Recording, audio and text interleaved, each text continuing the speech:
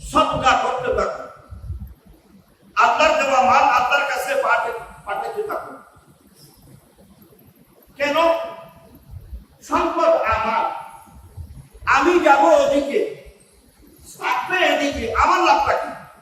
তো আমি যাওয়ার সময় আমার সম্পদ নিয়ে যাইতেছি, রাস্তায় যেখানে বিরতি হবে, যেখানে প্রশ্ন হবে, যেখানে আমি চেকিং এর সম্মুখীন হব, ওখানে আমার সম্পদ যেন আমার কাজে আসে।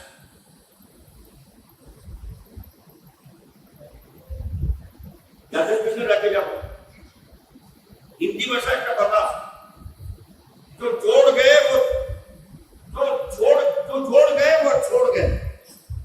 যা ছোড়া লাগাইয়ে গেলাম, ইট পাথর সিমেন্ট ঘর বাড়ি ঘর ওটা ছেড়ে দিলাম, ওটা আর কিছু নেই।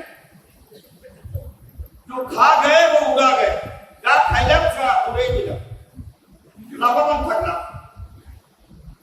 जो ले गए वो ले गए, যা দিয়ে দিলাম ওটাই সঙ্গে করে দিয়ে আমার সম্পদ, আমার সম্পদ যদি আমার কাছে না আসে, যা ছেড়ে দিলাম এটা আরেকজনের, জানি না সম্পদের সঙ্গে সে কি করে। হ্যাঁ, ওটার জন্য রাখা জরুরি, শরীয়তের বিধান। তোমার টোটাল সম্পদ থেকে 3 ভাগের 1 ভাগ তুমি সাদকা করতে পারো, নিয়ে আসতে পারো, বাকি 2 ভাগ তোমার ওয়ারিসের জন্য রেখে দাও। তিলকা হুদুদুল্লাহ, এই সম্পদ বন্টনের পর আল্লাহ বলে এটাই আমার সীমানা। ওমান ইয়াতাআদ্দা হুদুদাল্লাহ, আর যে সীমানা লঙ্ঘন করবে ইয়াদখুলুহুন নার, সে জাহান্নামে দাখিল হবে।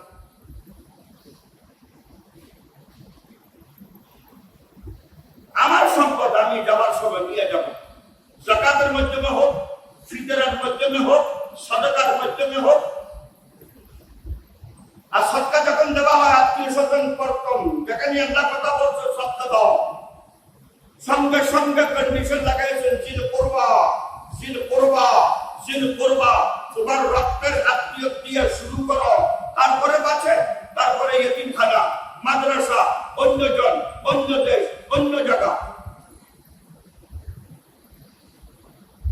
এটাই সত্তার মেইন ধাপ।